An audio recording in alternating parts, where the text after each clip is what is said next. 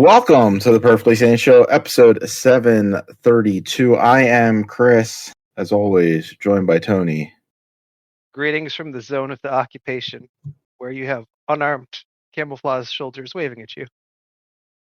They're very happy. They look smiley. We'll get back to that in a brief moment. Earl is here.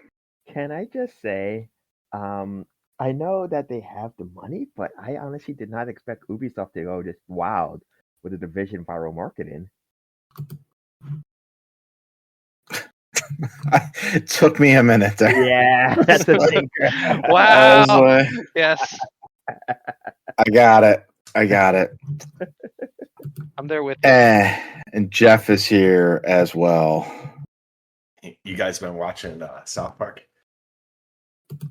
I watched that first episode. I was It's gotten better. Has it? It's like, yes. I was like, this is fine. Like, it's not. I don't know. Yeah, it's making fun of the administration, but I don't feel it was like. I haven't watched South Park in years, and it was it feels kind of like South Park. Like it's just more South Park. It's gotten better. I mean, I thought the first one was good too, but yeah, like you haven't watched it in fucking God knows how long. But it's been a little cathartic to see them just completely tear into the administration. The last night's episode was, I thought, very funny. It's like Randy, his pot farm is falling apart because they arrested all the Mexicans.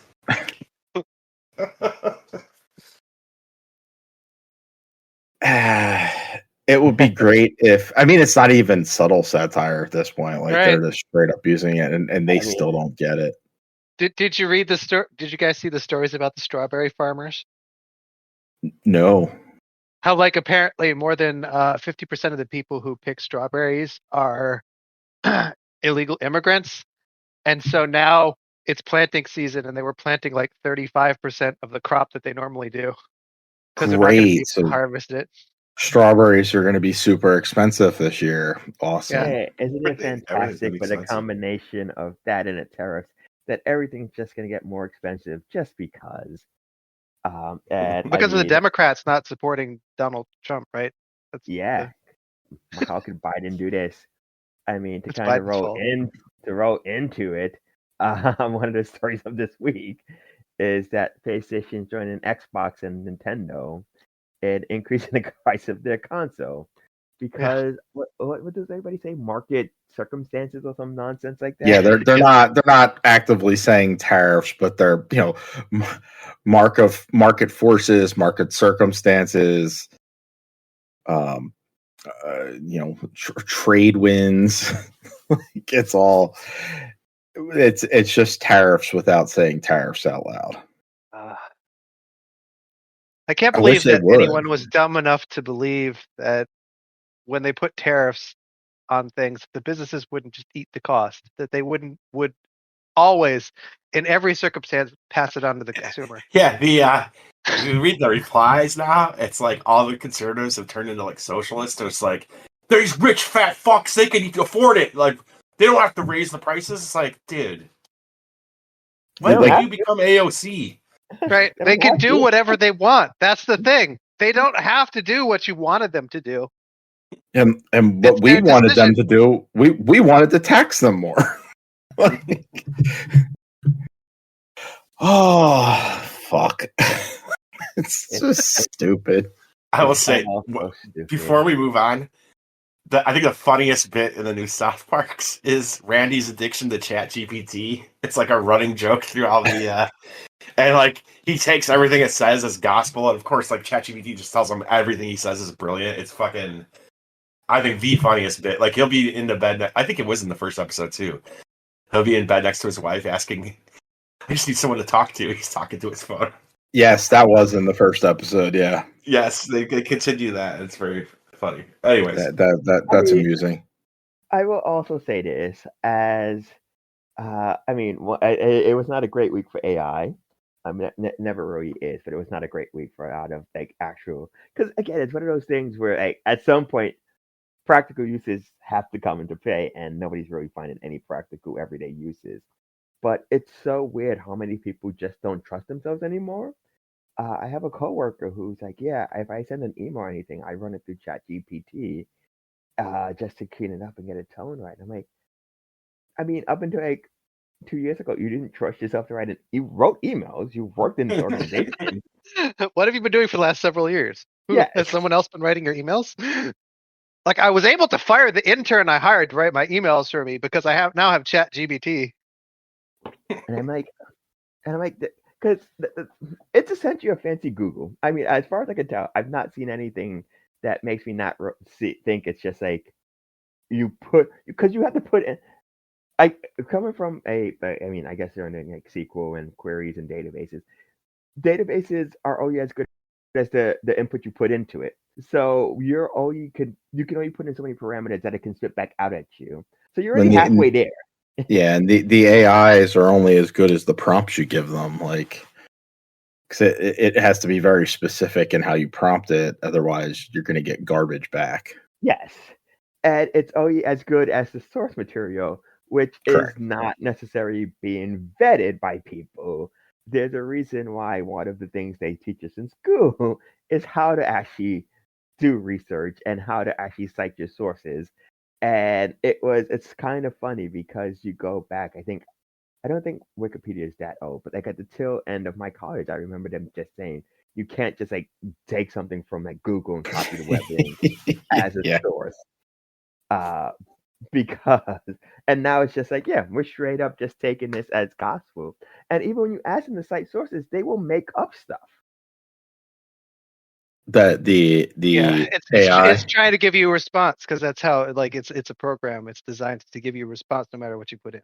Yeah, you know, the customer's always right, so it wants you to feel like you've gotten the service that you asked for. Yeah, I will say, like, as a database manager, I use AI a lot, and I find it very helpful. I don't find like searching, like having AI put things together for me is good, but stuff like predictive modeling and like its ability to take a data table and then make another one that's very similar is like that kind of stuff is super, super helpful. But like using it to like, I think Jeff was talking about this last week, like using it to try to figure out how to get through a level in a video game, like having it try to tell you like just lies to you. It just doesn't work. I have a good example of this from tonight. So, please tell. Okay, so Paper Mario: 1,000-Year Door. I'm playing it, but I needed to get to the west side of Rogueport, which is like the central town in it or whatever. And there's this guy blocking the way who's like, "You need to replace my contact lens, or I'm not letting you through." So I ask it like, "Hey man, like, how do I get the contact lens or whatever?" And it's like, what does it say? You don't actually need a lens to reach the west side of Rogueport. What you need is Miss Mao's shop pass or the ability to get past the guard. And to get past the guard, you need to progress through the main story. After you beat Chapter 2, the guard will move aside and let you pass through the west side. And I'm like, dude, I'm done with Chapter 2. Guard says he wants a lens. And then it like misinterpreted that as I was talking about something else. And I was like, no, I'm talking about the guard that's guarding the west side of Rogueport. And it says, thanks, that clears it up. You mean the two thugs at the archway in Rogueport Plaza? There's only one who blocked the way. One of them says he wants a contact lens. Here's the deal. You need to go buy the contact lens. Like, you have to go into the shop and talk to the shop owner and he'll order it for you. And I'm like, okay, why didn't you say that the first time I asked? Was that the answer? Yeah, like that was right, but it's like it's like what I was saying last week. It sends you on goose chases that make no sense. Like, it very confidently told me, "Oh, you just have to progress through the story, and then the guard, will move aside." And it's like, I have progressed through the story, and then it like gave me some other bullshit answer. And then finally, like, it was like, "Oh yeah, you need a contact lens. You gotta go to the shop," and that was correct. And I was like, why didn't you say that the first time I asked? And it's like, fair point. I should have nailed that right away when you asked about a lens. That's funny.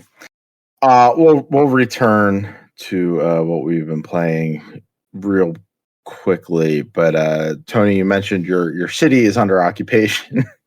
Yes, it is. I visited your city this past weekend. It's a nice place.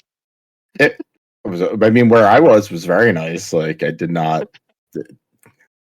dead in parts. Like, just like because most likely because I think where I was like right near some Department of Education buildings, and nobody's working. Like, I think I got into the city at 3:00 on Friday, and nobody's working in that area. August is also dead time in DC. Dead. Everybody leaves because it's hot and miserable. So everybody's gone. Was very hot all weekend. But yeah, we drove into the city and we saw like basically what looked like checkpoints, but with like cops underneath umbrellas just standing at them. Probably was near some like monument or something that just wasn't visible to me at that point because we were trying to follow the map. But then we're walking along. I don't know what you guys call it. It's like a pier waterfront area, which is where our concert was, and the wharf, just like the wharf, the wharf. Yeah. So there's a squad of like 5 DEA agents, which I know they were DEA agents because they had the patch across said DEA. They're wearing their like tack vests and stuff. And they're just walking through the public area on the wharf, eating ice cream. Like the other law enforcement people I saw were just like on their phones. Like nobody was doing anything. It was just like a weird show of force. But also like, I don't know, how much force are you showing as you're walking through a crowd eating ice cream? Like just kind of comical. So, like, because I live here, like, I go through all the parts of DC where people actually are, right? Mm-hmm. I have seen, in my entirety of this supposed occupation, I have seen 2 uniformed soldiers the entire time. It was this morning. Which you saw today, right? Yeah. I saw them this morning. They were standing in the metro station. They were completely unarmed. And, like, they were wearing their camo gear, just standing there waving at the people as they went by. Like, what is this? What are we doing? Like, what is the point of this? We've taken these poor people away from their families. Right? Like, I think because the locals, we don't go to the National Mall. I think that's part of where all the soldiers are. Like, we just don't see them. I don't know what the point is. Apparently, they've arrested a lot of people. They're going after like the door dashers on their little scooters. That's their thing. Is like they're taking down people on scooters. A lot of them are immigrants and stuff. Yeah. That checks out for this administration. On the other hand, like I've been almost run over by those scooters a number of times, and like they don't like I can see why you'd want those people arrested or like at least like ticketed. But like arrested what's seems happening, harsh. What's been happening though is that the cops are all being tailed by ICE, and so like they've been pulling people over, and while they're running the people's driver's license for whatever the police run it for, ICE has been running their immigration status, and they've been arresting. That's shitty. Yeah. Very busted system, and I think Officer Doofy is on a patrol with them tonight. That's what he said. He said he was going to be out on the streets of DC on one of the quietest nights of the year when no one is here, risking his life.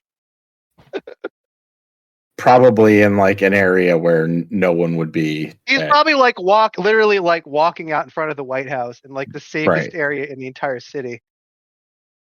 Hopefully not too safe. I also went to some museums there that I hadn't been to before.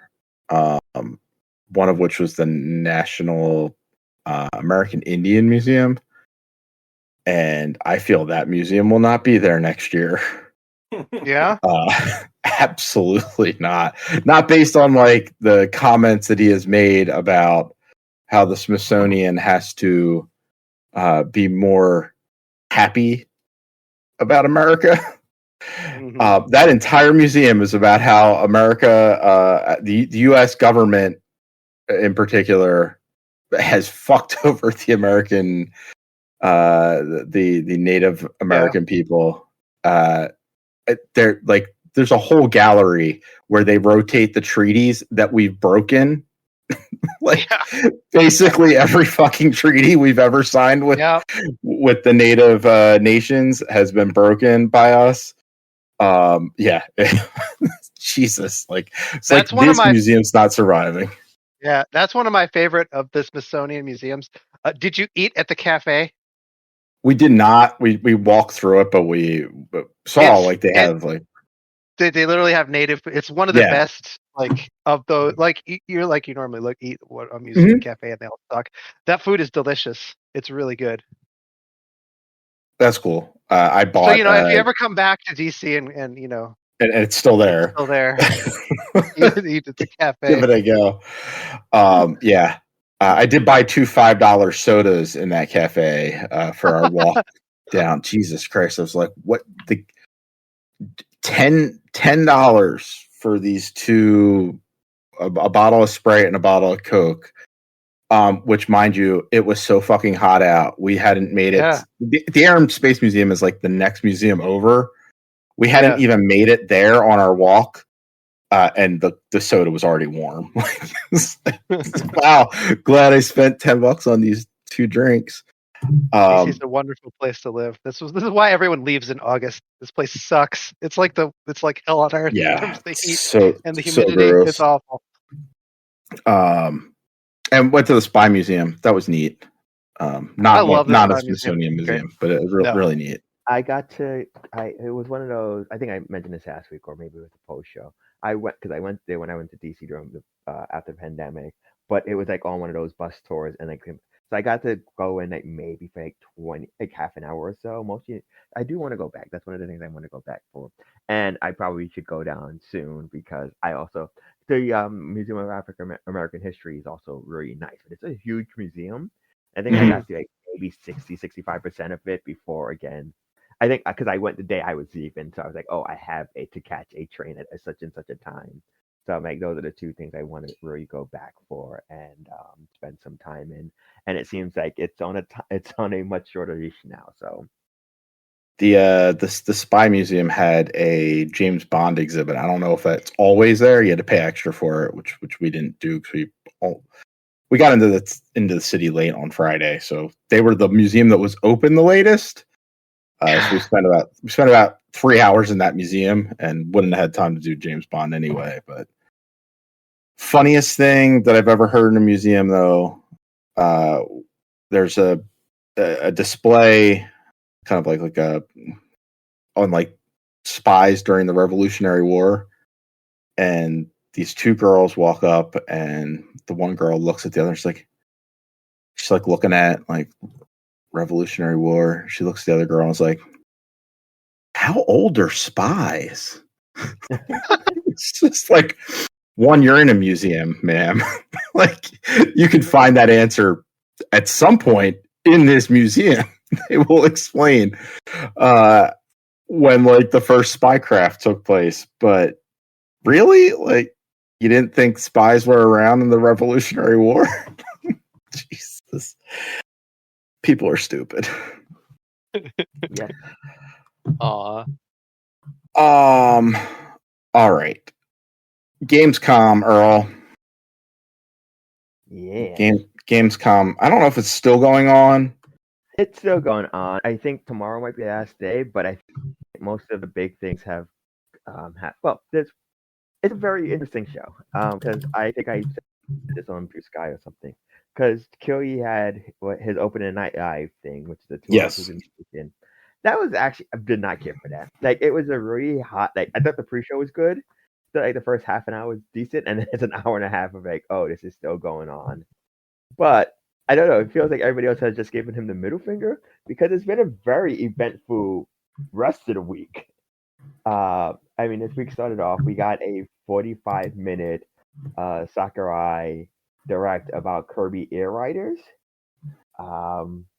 And I will say this much: that for 45 minutes, that guy, he just has a really quirky sense of humor and just a brain of processing stuff.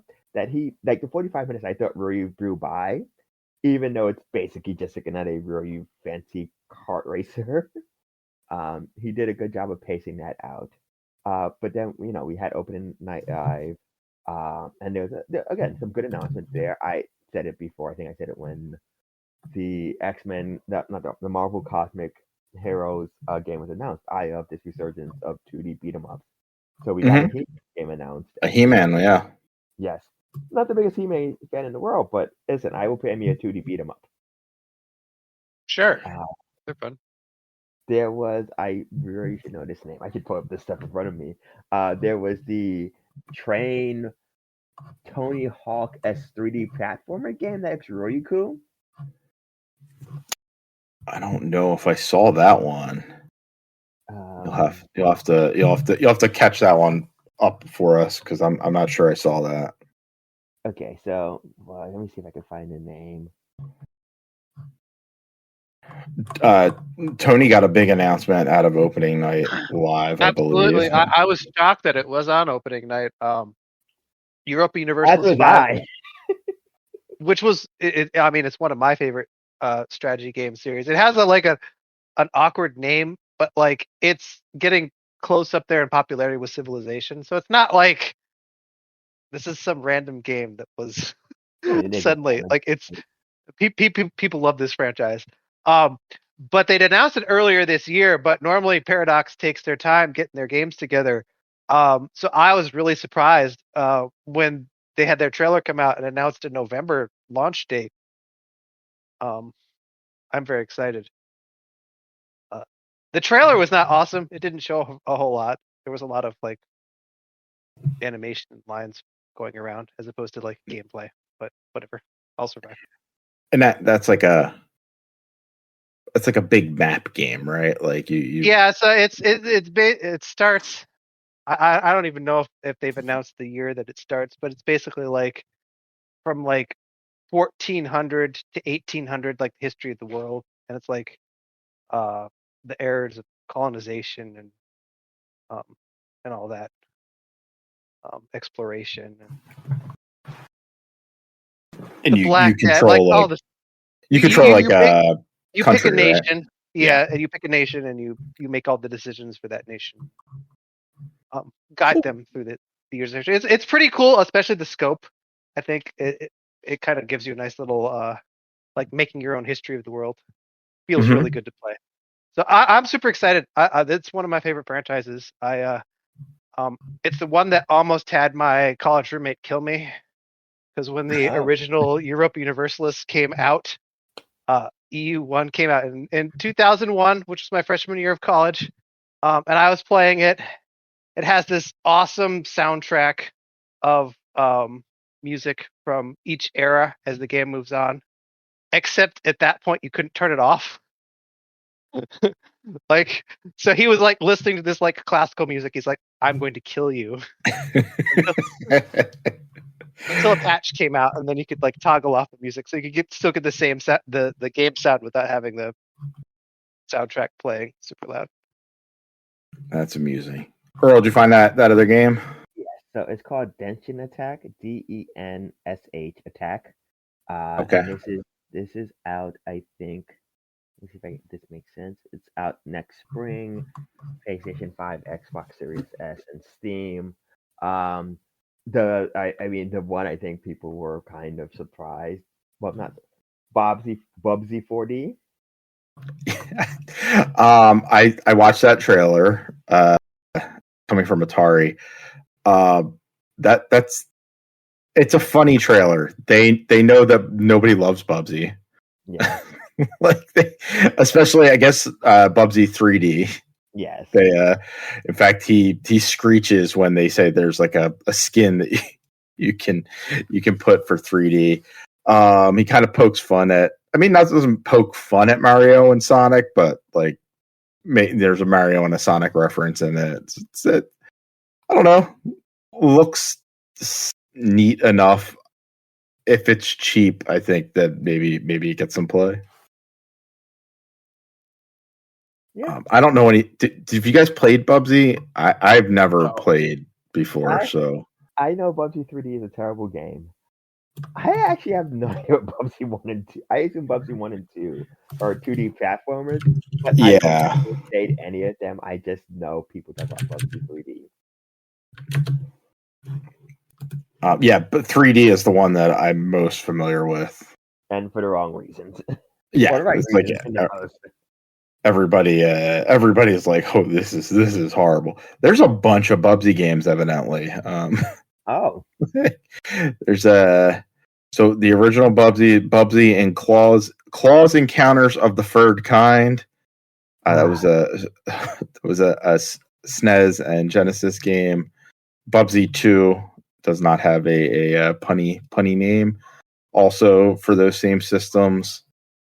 Then there was a Atari Jaguar only Bubsy game, and then Bubsy 3D.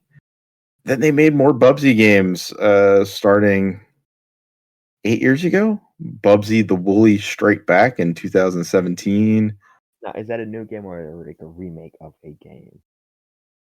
It is new. Yeah, it's new. I mean, new as of 8 years ago. Yes. And then Bubsy Paws on Fire was also another one. Yes, so there are more. It's funny that they're saying this is like the fourth one, but even 3D wasn't the third one. So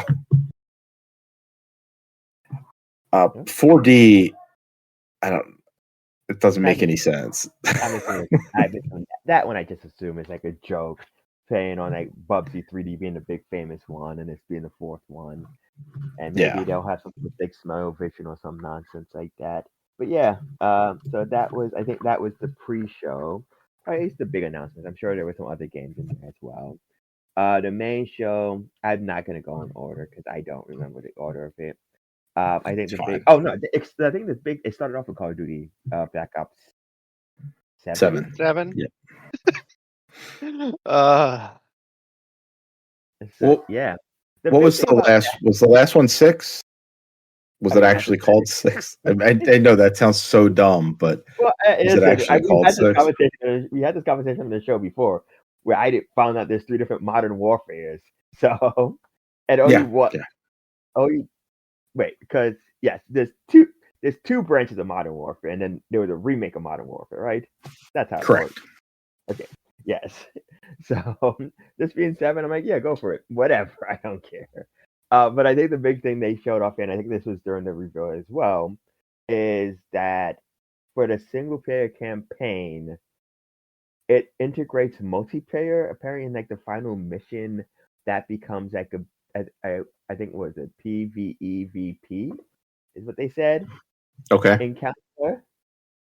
With like 32 players or something like that. So I'm curious how that works. I'm very curious how that, like, what happens if you play offline. If you can play offline that final mission, or if you're kind of boned. Also, because again, some people. I mean, it's weird to probably get Call of Duty in the year 2025 just for the single player, but I'm sure people do it. So yeah, we shall see. And their campaigns have been good, especially the Black Ops ones. Starting with Cold War, they've been really good campaigns. Yeah. There's a Battlestar Galactic. It looks like an RTS of sort game that was announced. I'm just kind of looking at this as in alphabetical order because it ended with the announcement of the Black Myth sequel. Yes. But Wukong again. The second dance one. I am not going to try to pronounce this one. I don't think that's what it is, Tony. Jeff, did you played Black Myth, right? I mean, some of it. I didn't get very far. Yeah. This was the game that was literally like there was a boss that was too hard, right?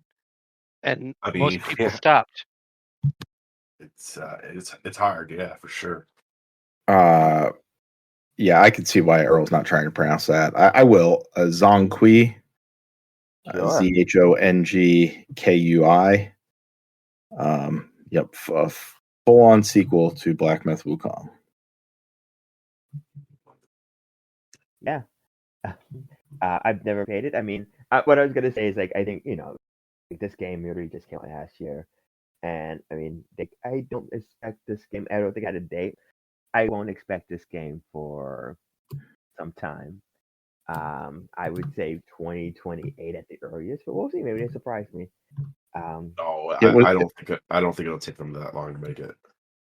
If you played the game, it's like on rails Dark Souls. It's literally like you're just walking down a corridor to the next boss fight. Say that, but It's mostly boss rush, right? Yeah, I'm sure. I would bet next year. Really, I don't think it would be a long time. I think if it was next year, they would have put a date on it. Maybe. I think if you don't even put like a year, I don't think they're aiming for next year. It's just, I mean, just based on the first game, unless like they're like hugely stepping up what they're doing, like it just doesn't seem like a game that takes that long to develop. Well, let me see, because I think Black Myth Wukong was actually in development for several years. But let me just. I don't know. Let's see. So it started in 2018. Yeah, it was first announced in 2020. So about 4 years from announcement to release. Now, granted, this is a sequel. You have the technology there. It might be shorter, but again, I'm not thinking next year. I'm still thinking early 2028. But we'll see. Yep. Cronus: The New Dawn was there. That's out soonish, I believe. September 5th. Really early then, yeah. I'm looking through this just in so many of these games. Just do that. I don't remember.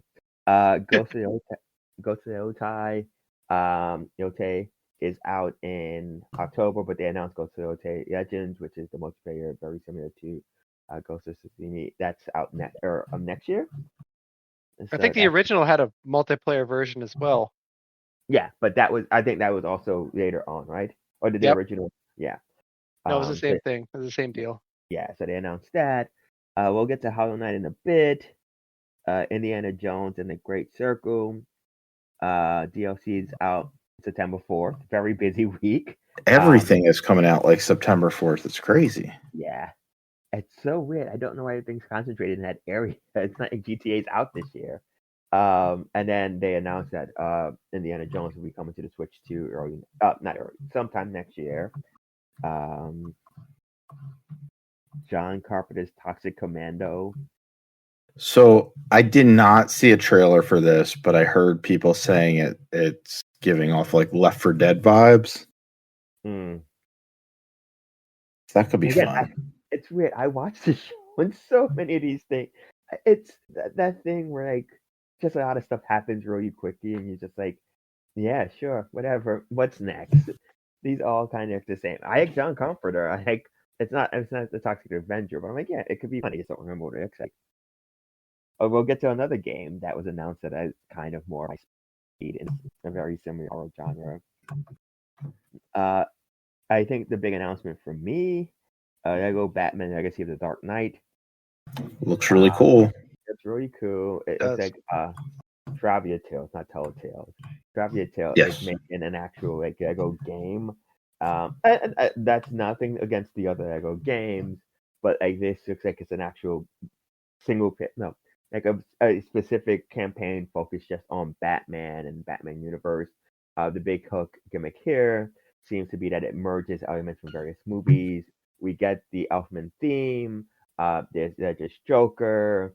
We get the chase with him and the Penguin from the Batman, all in this trailer. Bane's here from the Dark Knight Rises.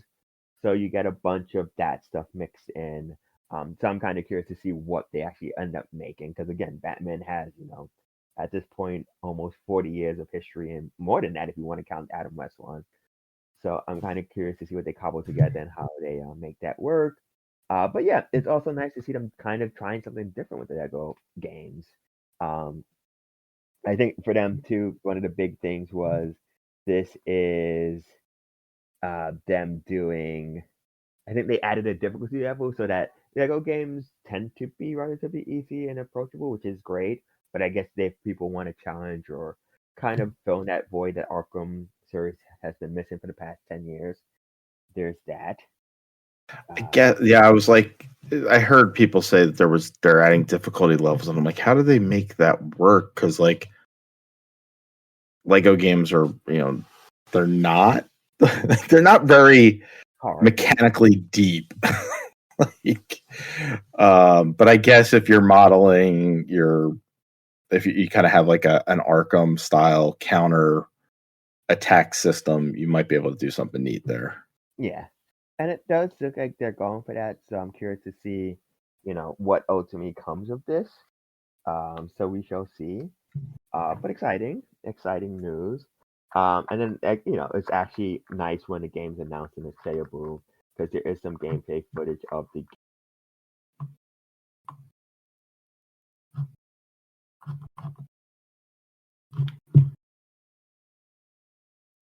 Did I lose you there, Earl? Decided he's had enough. He kind of just trailed off there. So, okay. Well, while Earl figures out what's going on with his headphones, one thing that caught my eye was there's going to be a Pac-Man Sonic crossover. Yes. I always think about those two in the same. Right? Yes, Sonic. Pac-Man is going to show up in Sonic's new racing game Cross Worlds. He'll be a playable character, and there'll be a Pac-Man track. Which Jeff, I think you said you think that might be DLC next year. I want to say that's what I read, which seems so odd to me. It seemed like a pre-order bonus type thing that would just be there, right away. It's like right. It's weird. And again, I could be wrong, but I swear I thought I read that. Either way, that's cool. I'm probably gonna get both games. Yeah. So the other side of that crossover is that Pac-Man World 2 Re-Pac is gonna get Sonic in it, as well as a Sonic themed level to play in their game. So that's whatever. Yeah, I will. I'm most likely as well getting both of those games. So that's neat. Am I back? You are back. Okay, that was weird. You just trailed off, and we're like, "Where did Earl go?"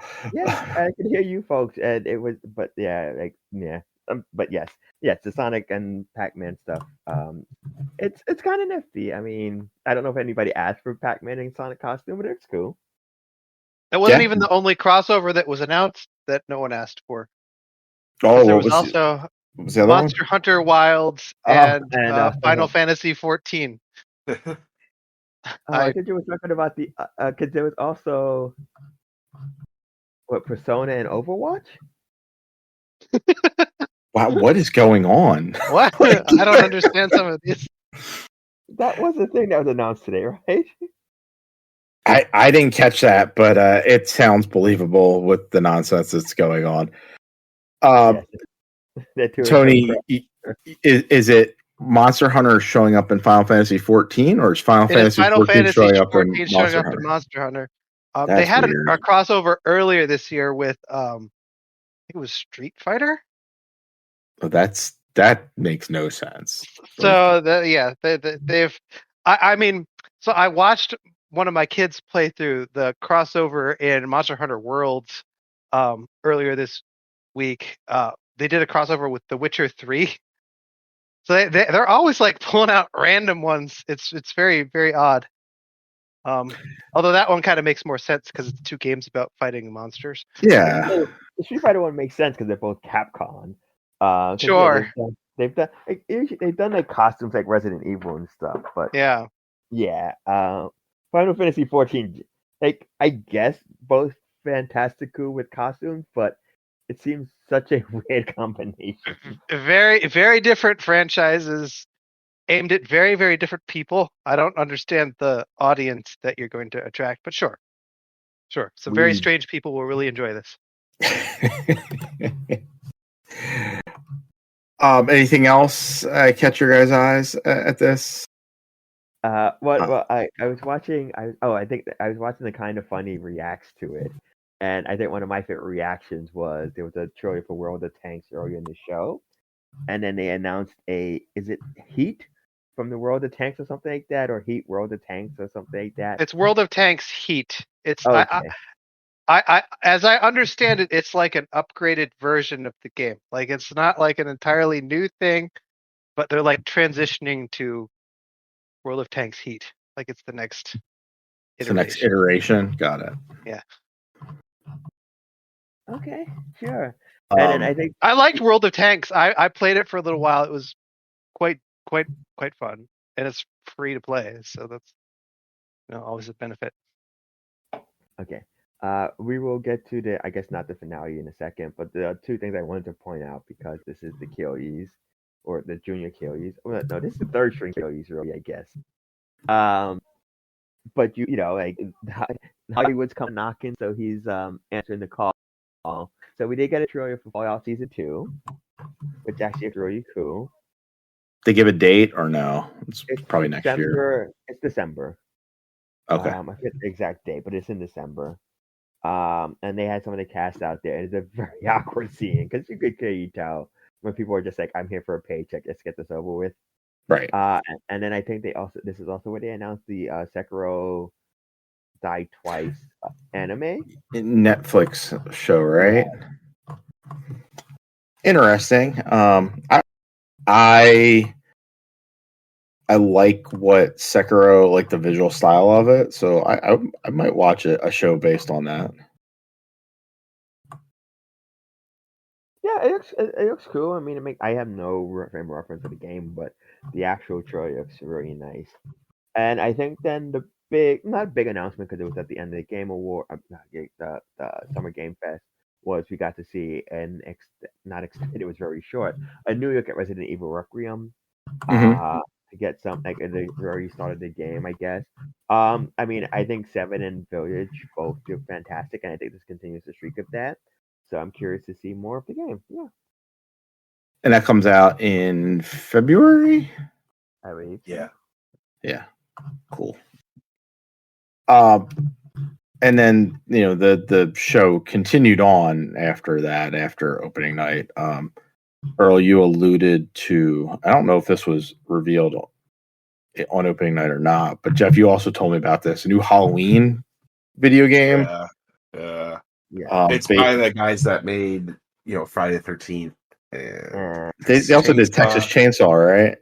Yeah. So, but it's back to being one. It's back to being one killer versus multiple survivors. Yeah. And there's also there's this, go ahead. Yeah. But that's like they added a single player, I want to say, to Friday the 13th, and it was literally just like practice. And so, like, I don't have high hopes for this at all, but I'm just such a fucking Halloween fan that I'm going to get it. It's just, I really wish, like, this is a fun type of, like, game, but it should really be, like, the multiplayer mode in a more, like, as an add-on to, like, an actual game. I disagree to an extent. I do think that there should be some element of like training and tutorializing that a lot of these games don't do well. But I guess as somebody who plays Dead by Daylight or who played Dead by Daylight, I understand the appeal. I think I understand the notion of wanting this thing, but the whole point of it is that the killer is an actual human being, and the survivors are actual people. So that's something you just won't get with computer AI or computer smarts or anything like that.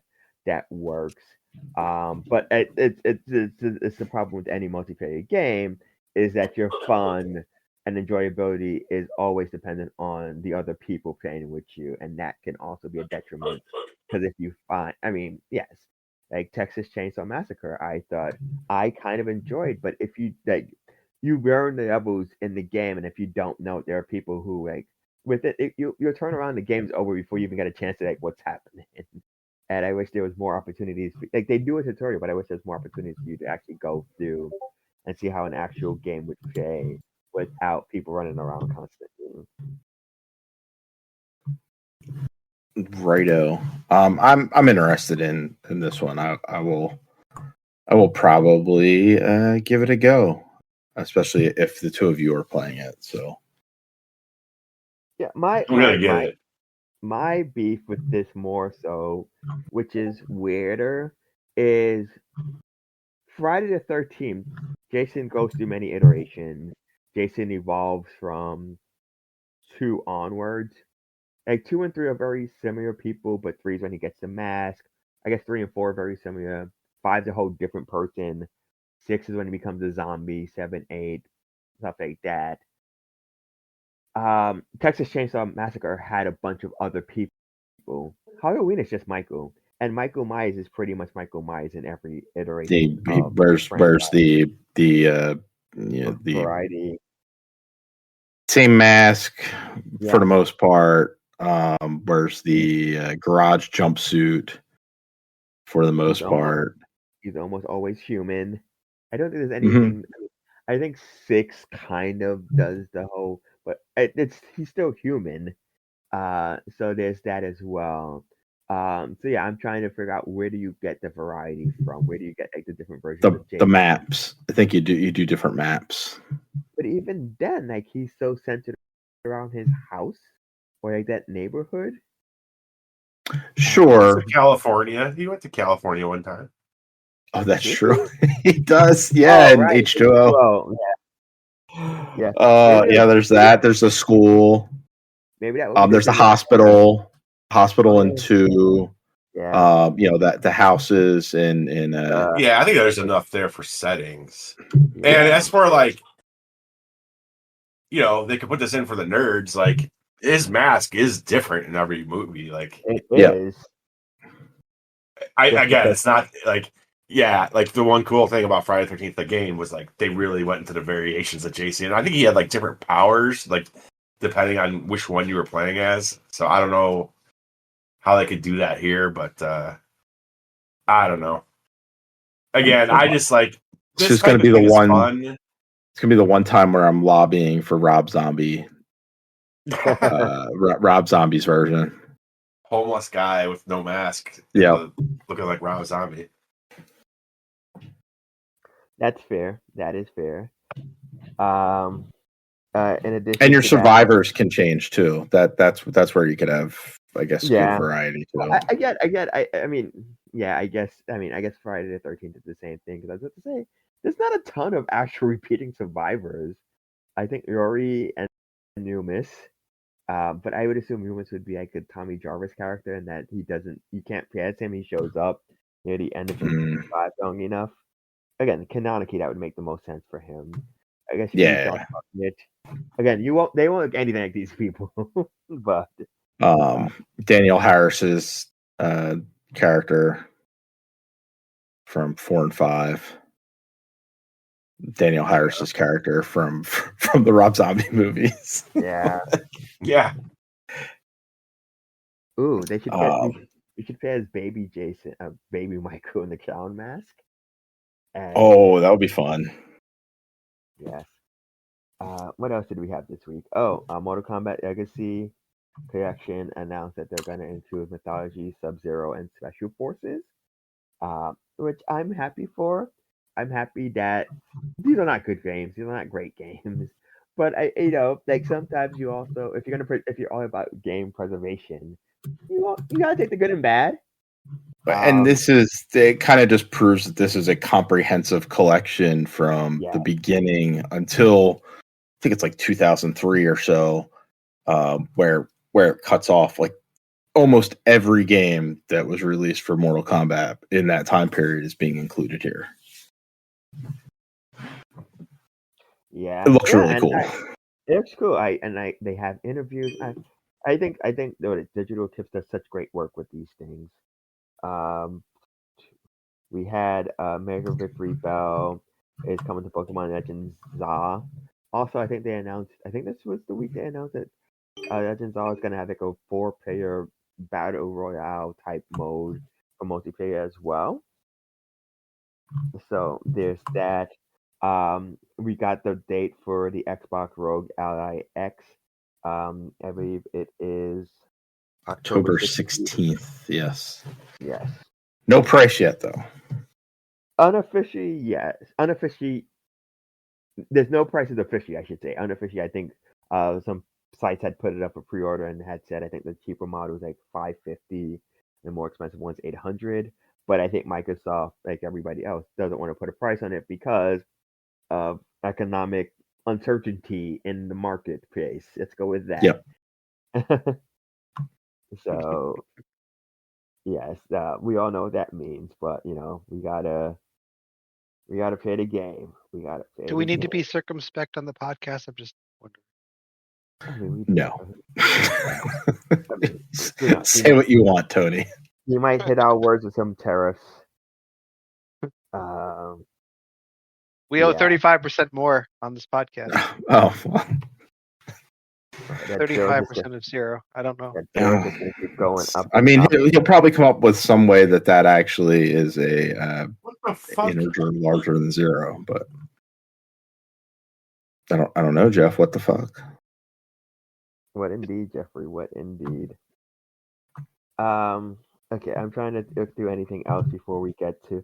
Even though I don't even know if it's a big news for us. I wasn't on the show when the original came out, but Hollow Knight, after being the talk of the town for a decade, well, like 6 years, finally was re-revealed.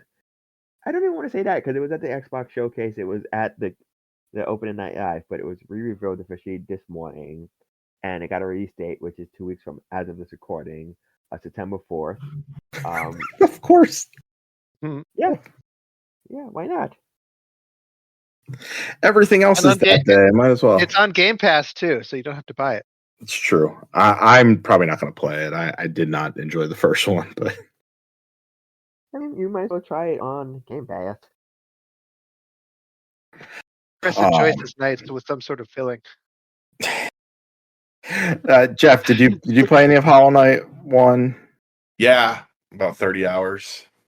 Oh, so you played a lot of it then. Well, I saw someone today say it's like 30 hours long. It's like I was maybe halfway. I was struggling. It was so hard. I just gave up.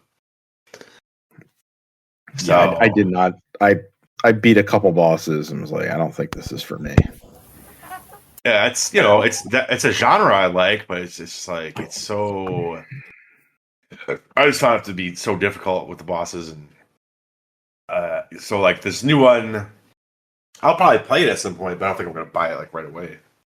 Again, it's on Game. Well, you don't have to because it's on Game Pass. So you'd hop in. Give up right away. That's right. There you go. That financial incentive is gone. You're like, I don't need to spend any money on this. It's fine. Oh, that was 30 hours. I'll put 30 minutes in this. That was it sucks. 30 minutes. ODST's coming to Helldivers? Helldivers, yep. Wait, what? Yes. Yeah, there's a Halo crossover for Helldivers once it hits Xbox. And there'll be, I guess, ODST skins. Something like that. I think I was just too much of a nerd. I just got mad when they renamed the ODSTs to Obedient Democracy Support Troopers. That's funny. That is amusing. I honestly love the shtick behind Helldivers 2. It's so great. It's so awesome. I love that they never let it go. But yes, because ODST is one of my, I think it's probably second favorite Halo campaign. Okay. Because it's so different. I think Reach also does something similar where you're kind of on the losing end of it, really. But yeah. What's neat with ODST, I think, is that you play as the rookie when you're kind of wandering around New Mombasa, but the flashbacks you play as the other people in your squad, and they all play differently. Yeah. So that's kind of neat. I guess that's the flip side. I don't like that part where you're just kind of navigating that area to like find a helmet or find a thing to trigger the actual mission. But the actual missions are actually pretty good. They're well designed. Yeah. Yeah. But yeah, it was a very interesting week for video games. I think we haven't had. I mean, even with Summer Game Fest, I don't think we really had a week like this in a long time. I think this felt almost E3-ish in the amount of news we were getting. I think really what makes it more E3-ish to me is not just the news, but a lot of this stuff is news and then it's hands-on impressions because people got to play Resident Evil, people got to play Pragmata, people got to play Hollow Knight, people got to play, we can talk about real quick, people got to play Elden Ring on the Switch too. Does not think it's a great port. That is what I just highlighted here. I wanted to see if Jeff had heard about Elden Ring evidently being a disaster on Switch. Yeah. I don't think I've actually seen footage of it myself. I don't think they're not allowing footage. Yeah, that's what I thought. Yeah. But yes, I think that's the thing. Is like that. I think that's part of what people forget about E3 because it was very much watching these press conferences, but watching the press conferences and then it's like the next week or so, everybody coming back. Oh, I got to play this game. I can't talk about this yet. Because at the end of the day, as pretty and nice and shiny as these shows can be, video games are still an interactive medium, and it's nice to hear like, oh, we actually got to play the games that they showed off here. And Gamescom it's a public show after like day one, so like most of the stuff is going to be able to be talked about, so that's great. Yes. But yeah, it was good. I think the other thing real quick with the Hollow Knight Silk Song was what do they call him? Press sneak? Jason Shriver had an interview with Team Cherry, and it was so refreshing to kind of see an interview with a team that had a long development where it wasn't that they had any troubles or anything like that. They were like, we just have fun making this game, and we just kept on wanting to add more stuff. At some point, we just had to we're gonna have to stop and do our thing. Good. I'm glad that they're. Jeff seems like he's being attacked. Maybe he is. Oh. Was it me? I don't think it was me. Maybe not. I don't know. It sounded like somebody was being attacked. Yeah, it's good that you get a nice cheery interview every once in a while with people like we were just having fun making this and wanted to keep going, but also happy for Hollow Knight fans that it's finally their long wait is finally over. And it's like, hey, it's here in 2 weeks. That's pretty awesome. Yeah. I was really expecting them to go, yeah, it's out next May. Yeah, exactly. 2 weeks is like that's not a long time for anybody to wait. So they'll have it in their hands right after Labor Day. Yeah. I mean, I did not realize September was good. Actually, September and October are really busy months for games. There's a ton of stuff coming out. Yeah, starting next week, it gets really nuts. So it's like next week got Gears Reloaded, Metal Gear Solid Delta, or Snake Eater Delta, or whatever it's called, and Shinobi, and then it's the floodgates open on the 4th. So. Oh, that wasn't the floodgates? You named like 5 games. It's like, then the floodgates open. Well, so then the 4th, it's what, like Hollow Knight and Pac-Man, and like there's like just a bunch of stuff coming on the 4th. It's wild. They're trying to get out of the way of NBA 2K, which comes out on the 5th. On the 5th.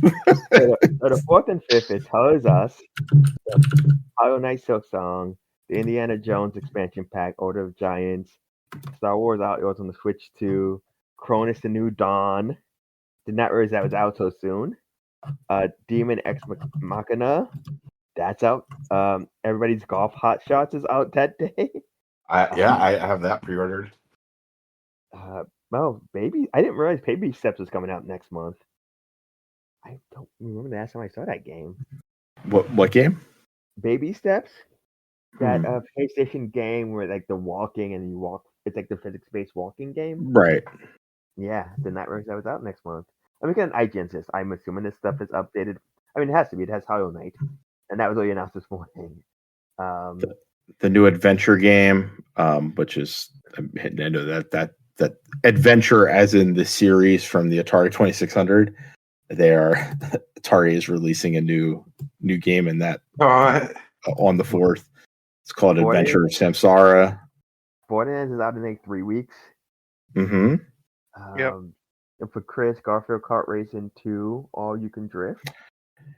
Yeah, that's there. I will probably play it, but I don't think I will be playing it on the 10th. Yeah. Yeah, I mean, Dying Light, The Beast is out in September.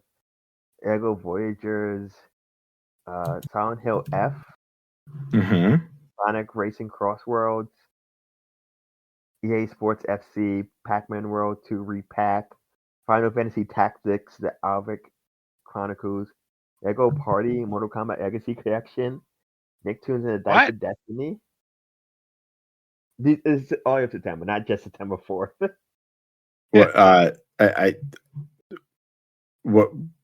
What did you say before? You said Lego Party and then Mortal Kombat Legacy Collection. Okay. It sounded like you were combining those two together. Yes. I was like, in my brain, I was like watching Scorpion Lego like take the head off of something with his little spear. Which that kind of sounds awesome. I would love a Scorpion Lego, like a Lego Mortal Kombat would be awesome. Sounds amazing. It will never ever happen because those two things, like one is like up the opposite ends of the the rating spectrum. It would be so fun. It would be so great. And you just, instead of fatalities, all you had to do was either friendships or like the animalities. Oh man. Oh, this is a dream game for me now. I want it so bad. Hire us, Warner Brothers. Yeah. Lots of games coming out starting next week, so we will have lots of that to talk about. But we have played some games this past week.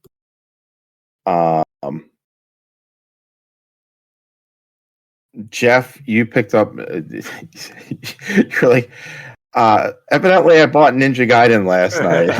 So I don't know. Having a video game streak, I checked sales all the time, and I think just finally caved late at night after a few too many drinks. Said, "Hey, Ninja Gaiden, let's go." Which is funny. Like I had bought it, but hadn't gotten to it yet. But I had started it this week as well. I'm a little bit past where you are, so we're both playing it at the same time. Hard, yeah. Hard. But how are you liking it? Other than it is hard. I mean, it's very well made, and it's true to the spirit of the series, I think. But very much, yeah. I think I hate it. I think I absolutely fucking hate it. Like, I beat that first proper boss, which was like a giant bat or whatever. It was pretty hard. Now I'm in some fucking treetop fucking level, and it does the annoying shit with Ninja Gaiden where it's like you're trying to make a jump, but there's people throwing shit at you, and you just get fucking knocked out. Like, and also, like, I'll give it credit for this, is it doesn't, like, penalize you bad for dying, and it's like, there's no lives, you're always just at the last checkpoint. But, man, my, like, patience level for this shit is quite the opposite of yours, because I know you're enjoying it quite a bit. Yeah, I'm having a blast with it, but it is incredibly hard, to the point where I had to, there are a bunch of assists that you can kind of enable, and I lowered the health down, the damage incoming down to 50%. Is that a thing in settings or like a? Yeah, you go to options and then accessibility, and it'll. Okay. There's a few things in there. So one is one of the things you can do here is these it's these like charge attacks. And you can kill an enemy that's glowing a certain color, or you can hold down the attack button and it'll take a little bit of your health. I forgot you could do that on your own. That would have helped me in one spot today. God damn it.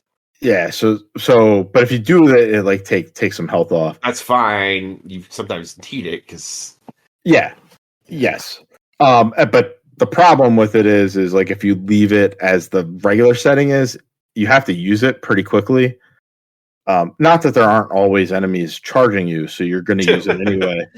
But if you don't, you can set it to infinite. So like, as soon as you get it, then you can like use it when you need it. Okay. And there are like there's some platforming puzzles that like require you to take out areas that are blocked by a certain color, so you have to attack it with that.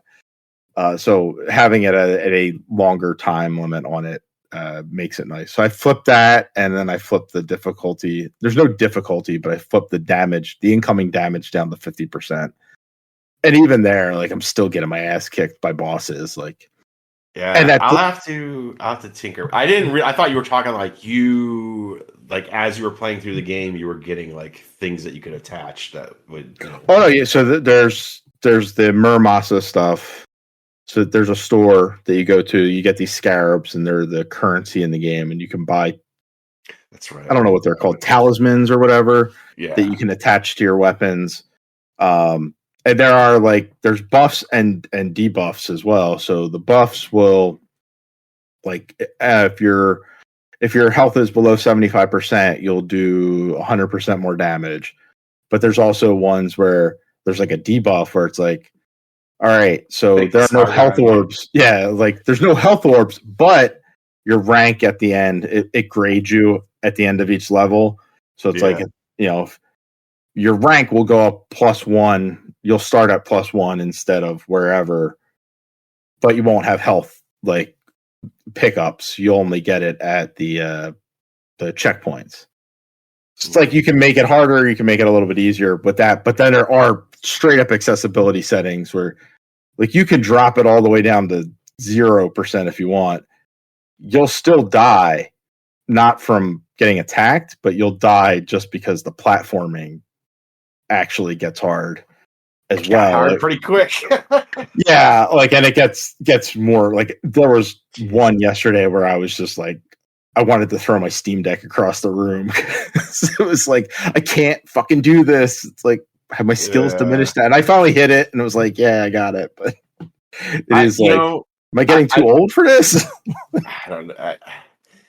I think my thing is I'm gonna go in and adjust those settings for sure, and I'm gonna try to play it more. But it's just like when you're playing 3 or 4 games at once, and all I'm getting out of this game is rage, frustration. Literally, it's in the name, but yep, Ragebound. You're bound to be raging at it. So it's just like I'll go play something. You know what I mean? Like I have other games that I'm playing, so it's tough to stick with it. But I'll try adjusting things. Hopefully I get in the groove of it. So I'll say 2 other things about it. One, I think it's beautiful. I think it looks fucking phenomenal. Especially the cutscenes are really classically that's how they were in the original game. It looks better than any of the original games ever did, but it feels like that. Like they really captured that. They captured the feel of how it plays, and they capture the feel of how it looked at the time.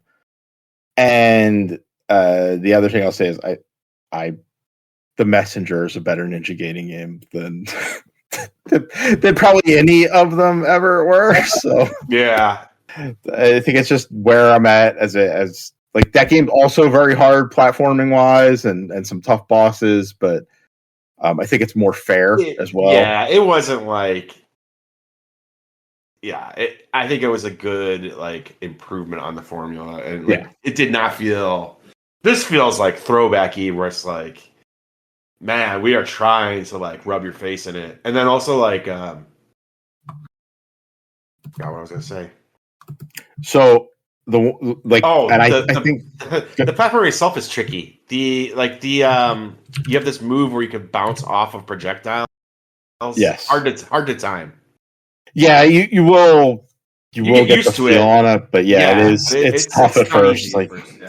this doesn't feel right. Like at first, it's like feels a little bit off, and it's just kind of done a little bit. It's just like differently. even like on a basic like move set level, it's not super easy. It's just like, geez, man, thanks.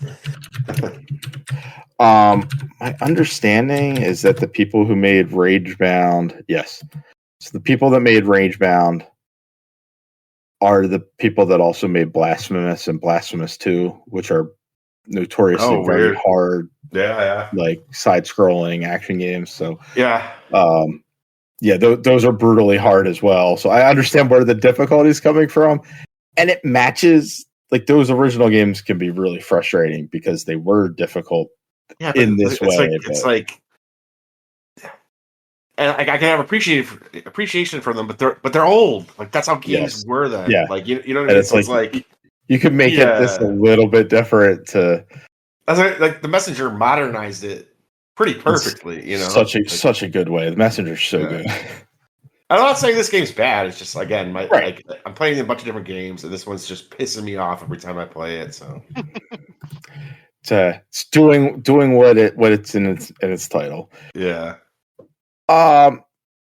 You also played the Rogue Prince of Persia? Yeah.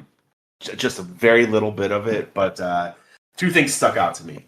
One, I think visually it's pretty awesome, and I would put it above Ninja Gaiden. Okay. Two is it has the wall, like it's a 2D, platformer, but it has the wall running from the 3D games. Oh, that's and it neat. just feels so cool. Like it just feels awesome. It feels like you're playing Sands of Time, but it's just 2D. It's like, you're always like, all right, I probably could run enough against that wall to jump to that ledge. Like it's just like very strong first impression. I only played a little bit of it, so I didn't get too much into the roguelike like aspects of it. And obviously, I'll probably never beat it ever. But what I did play of it, those two things to me, I was like, those things are both really cool. And just like, it just plays super smooth. Awesome, like for a free game out of nowhere. I didn't even know this was a thing that was coming out.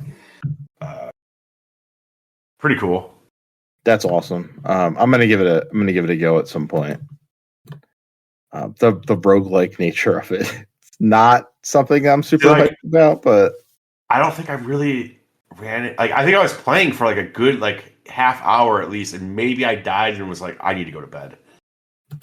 So I didn't really get into like how that all works, and like what you keep and how you progress. But what I did play of it, just like on a pure gameplay level, was pretty damn fun.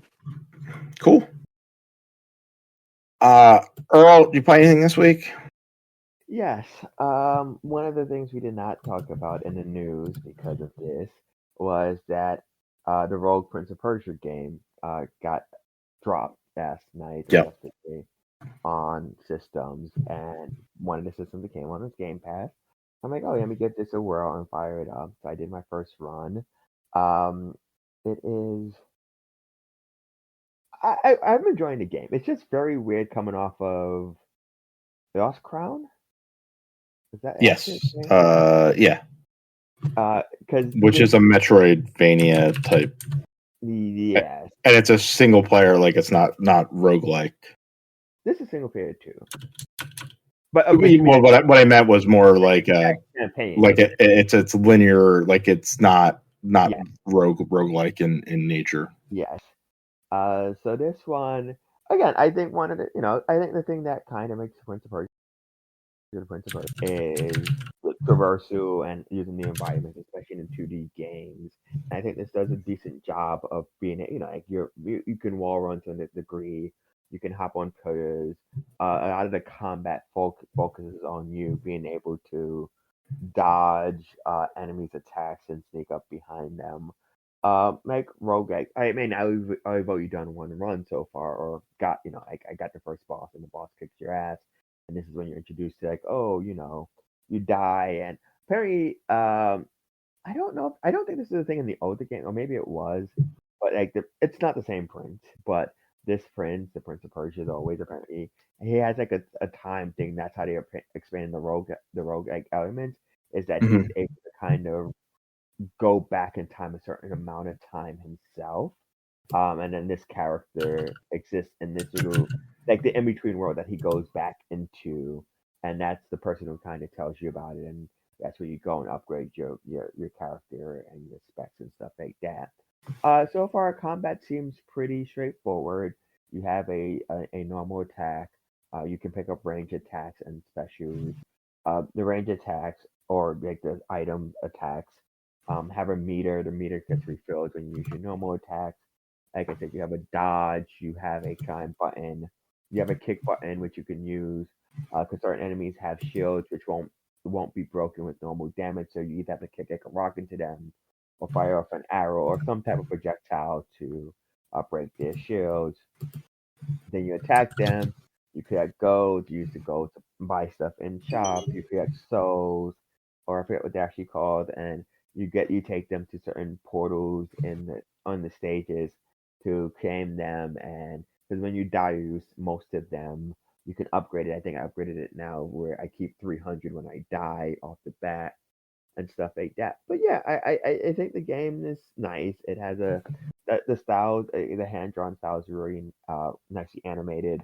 I want to put a bit more time into it, but again, it's on Game Pass. I think it's enjoyable. It's a nice little pick me up. I want to get more into to see how deep the systems actually go and the combat. But for now, I'm enjoying my initial run with it.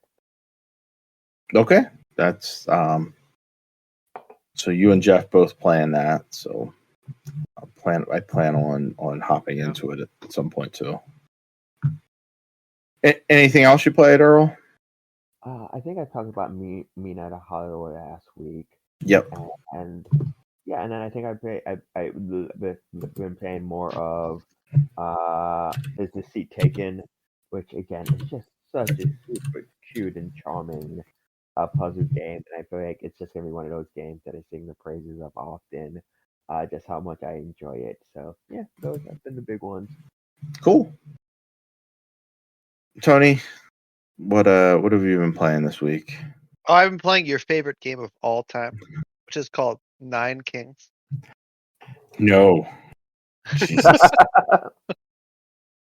I don't know anything about this other than you told me all the achievements are fucked up numbers at the end. All of them end in the number 9, except there's one achievement that ends in the number 7. I think to make the math correct. Probably, yeah. So, but the rest of them all into the number 9, so they're all like 9 or like 99 or like 29. It's very my current achievement score in the game is 647, Jesus. which is a number that makes Chris die on the inside. It would make me die on the inside too. I hate it. So the game, it's a roguelike strategy game where you basically decide what king you want to be. This gives you access to a deck of units, and you deploy these units across this grid. And as you do that, you fight battles against other kings. Each king is like a deck, and so as you fight, like whatever deck you fight against, you gain a card from that deck. Mm-hmm. So lets you play that card within your little kingdom, and you build up, and you just see how long you can survive. If you survive for 33 rounds, your kingdom has thrived, quote unquote, and you've won.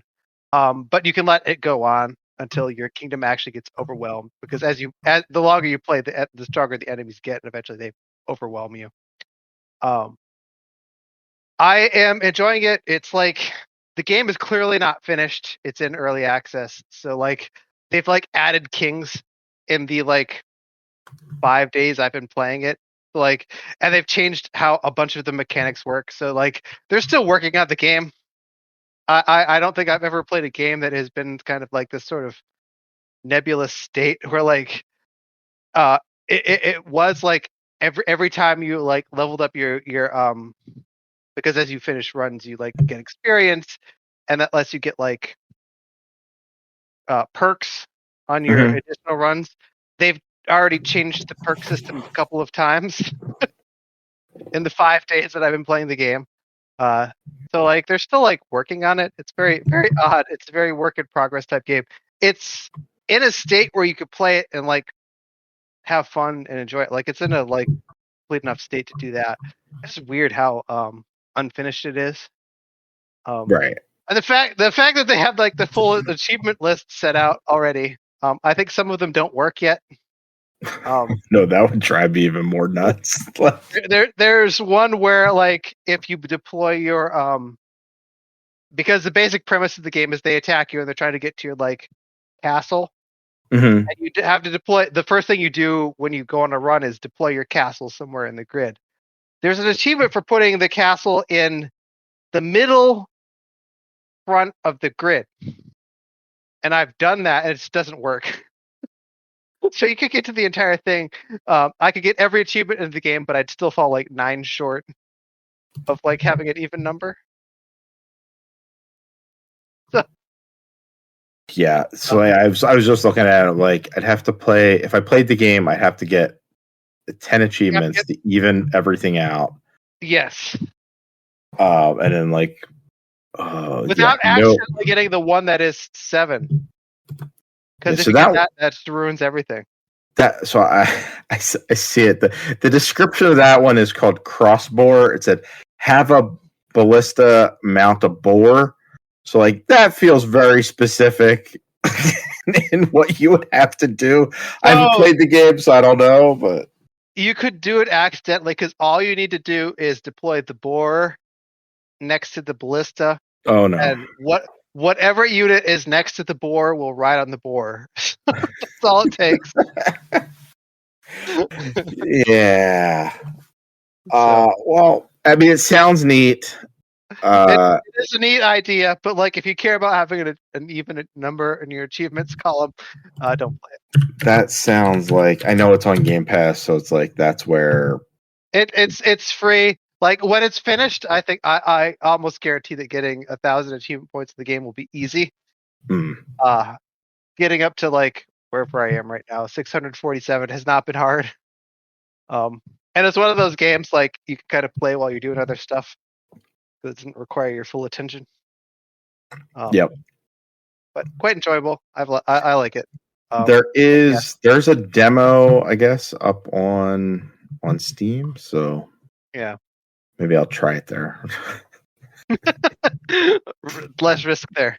Yeah, like no chance of no chance of it biting me. Anything else besides Nine Kings? I've been playing more Total War. I finished my Total War Chaos Dwarves campaign. Mm-hmm. You finally went the right way.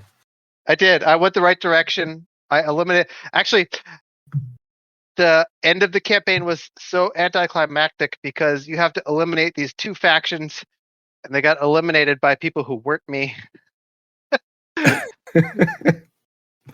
Like I was prepared. I was like assembling my armies. I'm like, I'm going to go over there. I'm going to get them. And they were dead before I got there. It's like, I guess you win. Yeah. So funny. So now I'm like, playing through it. I don't know. There's about to be a large patch to the game. And they're going to improve a couple of civilizations that I have been wanting to play as, the Tomb Kings and the Lizard Men. Okay. Have kind of been ignored in the whole Total War Warhammer 3 update universe, so those ones kind of suck right now. They're making some changes to them, make them a little more exciting. So, looking forward to that. That's supposed to happen next week. So, the hits just keep coming. They do. Next week when it starts, everything starts. But the problem is that next week is also the early access week for NBA 2K 26. I think I might do that. Yeah, and you were thinking about buying into that. Is there anything new in 26 that they're adding, or is it just you're just looking for a basketball game? You know, I'm sure there is, but I think I'm just jonesing for a sports game more than anything. That's fair. That's not Madden. They've added a bunch of stuff to the WNBA portion. Probably not the part I'm going to play, but we'll see. See what happens. I do like that they're fleshing that out though. So yeah, that's nice. Yeah, it's like the one sports game that has like paid attention to the women's angle, which is cool. Yeah, NHL last year, and not that the women's league and for hockey is super big, or not anywhere as big as the WNBA, and they did add that in last year. It was kind of like almost an afterthought, though. It's like a bare bones franchise mode for the women, but at least it's there, I guess. It's there, yeah. At least they've done something as opposed to nothing, which is what a lot of them have done. Right. Yeah, I am interested in that college football game, but I could probably just play 25 because I bought that cheap.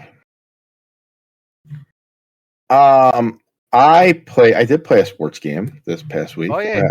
I played Tony Hawk 3+4. One game's really good. I've mostly been playing Tony Hawk 3. The levels in 4 are way too big. All right, thank you. Yeah. And so for specifically for Tony Hawk 4, I've gone into the settings and extended the time limit.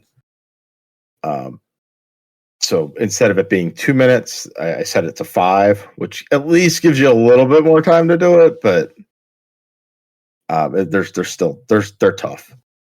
I really like the levels in 3. I'm almost done. I've unlocked the final 2. What's it like? LA and Tokyo. I still have some like goals to hit in LA. That game is just really good. I am not as good at Tony Hawk as I used to be. Same. So I also went into the settings, and you can boost your base score. You can basically double your score. So that's helped getting some of the higher score goals. Because they're tough, like trying to hit 400,000, like that's not. I can't. Yeah, like if you're good at Tony Hawk, you can hit 2 million, no problem. Oh right? yeah. It's like I was never quite that good. I was like a person that could get up there, like probably around that number, but not anymore. Now a good run for me is like 150,000. You know what I mean? Like yeah. Right. That's where I'm at. So like I can boost it. It's like I think one of the scores in LA, I think what's it, the not the pro score, the 6 score, which is the third high score goal. I think it's 400 or 500,000, and I'm still not hitting it. I'm not hitting it even with the boost with the double score. Like I'm getting close, but I'm not quite there. Like. I just suck. I just, if you could string things together for like a minute or so, you're fine. Like you'll land it. But like I always fuck up somewhere along the way, and yeah. It's like, oh, I didn't balance properly here, or I fucked something up over there. I misjudged the jump and like fall down, and like you lose that entire score streak. So yeah, really good though. It feels great. I think like it's just much like Tony Hawk 1 and 2, very well done. I hope that Iron Galaxy gets a shot at making a new Tony Hawk game, or I'll take Underground. I'll take. Yeah, I would take any. Like honestly, for me, 3 was where I stopped. Like that was like originally. I probably played a little bit of 4 on the PS2, but I don't remember most of it. So if they remake any of the other ones, like they'd be like a new game for me anyway. Underground is it's still one of my favorites. Like the first one, second one's great too. Like, but it's where it became more of a game. Like there was a story, like quests to go do. Yeah, going around getting quests and 1, 2, and 3 specifically are very much they're arcade games. Yeah. Like they're 2-minute timers and like even those though, like a lot of things that you could do in them are taken from Underground and later, like oh yeah, like the spine transfers or wall slaps or whatever, like shit like that, were things that got added as the series went on, and it made it easier to keep combos going. And I think it's great that they added them to those old games, because like it would feel weird. You would feel like hamstrung or whatever. Like, hey, I should be able to do this, like. But anyways, yeah. So I gladly take Underground. And I ventured into the Create-A Park, not to build my own, but just like, let's see what people are doing. And the top parks in there are achievement parks. So they're specifically designed to like get you like super high scores, combos. So like I'm never in the regular levels, I'm never going to hit a 75 run combo. Like that's a lot of moves to like string together. This one I tried yesterday, they've just set up a bunch of it's like grindable areas, but they're very short and they slant so that each time you hit one, you're hitting the next one. So you're basically just bouncing around on there. And I hit a 620 combo. It's like, it's stupid. Like, it's like somebody went through and just like designed this thing for people to go and unlock achievements. It's really dumb. There's like ramps that will shoot you so high in the sky that like it makes doing the 900 like super easy. It's dumb that it's there, but it's also really funny. And the fact that like none of that is like disabling anything. Iron Galaxy is just like, yeah, go for it. This is stupid. Just have fun. And it's all there. It's a good time. And that's on Game Pass as well. So if anybody wants to play good old classic Tony Hawk games, they're there available. I got one more. I did not play most of it, but I did say I'd give it a shot. Chibi-Robo hit Switch 2 today. As part of the Gamecube channel. Yeah. That's what we call it.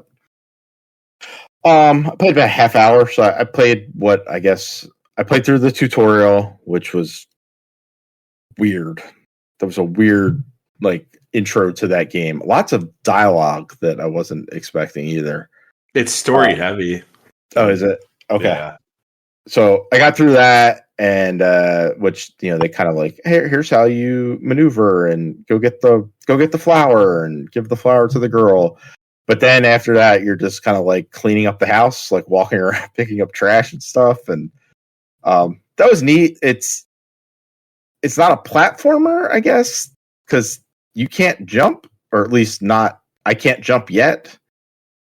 All I have is like a propeller, so I can float down from higher areas, but to get up there, I have to like climb. Shit, Ladders, cords, books, and I have a toothbrush that I can clean shit with. It seems neat. I might keep poking at it. Yeah, it's cool. Like, I don't know. It developed a cult following, I think, for a reason. Well, it just was like this overlooked game, but it was like actually a cool original game from them, and neat idea. Like, like we've created this, and I love this from like Micro Machines or Hot Wheels. Like, I like being a small thing in a like, what is a life size space, but you're the size of a toy, and that's what you're doing here. Like Chibi-Robo is like this really small robot guy that can wander around. It's like, it's fun exploring things like that. How do I get up the stairs? You know what I mean? Like, how, it's like the best level in Pikmin 4 is like that too, where it's like you're just like inside of like a house, Yep. So that's a neat little game. I only played what amounts, I guess, to the first two. Like, they're timed. Like, the levels seem timed.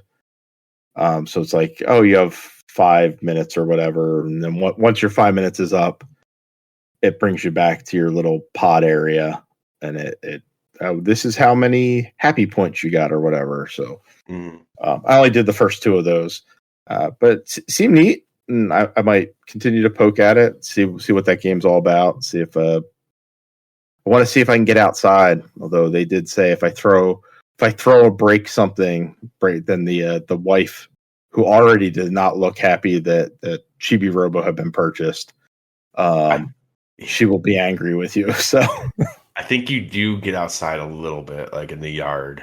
But yeah, the game's about divorce, so enjoy. Oh, okay. I was like, these two do not seem like they're getting along. That's what it's about. It's like about like this, yeah. Like it's like I think that was like a thing that like stuck out to me when I first played it. I was like, wow, like this is like a Nintendo game through and through, but they're like tackling like a heavy subject, serious like real life. Like a serious real life thing, and tries to like pull up the heartstrings and stuff. And I remember back in the day, it worked on. I don't remember the details of everything, but cool.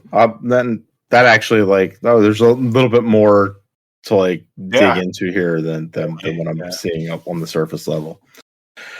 All right. Well, I will have Gears Reloaded next week, except that hits on Tuesday, and they've sent me my code for it, so I'm ready to replay Gears for the 15th time or something. Yeah, they no. I mean, it's there are people that are getting messages saying that they have like that. There's like an unlock code. I have not gotten that, so I'm not a big enough Gears fan, I guess, to get that privilege, but. Was you close? Yeah, I was close enough. Well, they gave it to anybody that bought Gears Ultimate, so I was able to secure my code that way. But I'll have that. We'll probably Jeff will play maybe a little bit more of the Rogue Prince of Persia, as will Earl. Tony's going to continue playing that awful achievement game. And maybe some new races. 9 points to you, Chris. Yeah. We have an hour of news. We might talk about Resident Evil as well. Yeah. Right. Resident Evil, and I think Twisted Metal closes out next week. Yeah. So maybe we'll catch up on that. Definitely Resident Evil next week, as we'll add that to our list of ranked movies. Yeah. Jeff, say goodnight. Good night.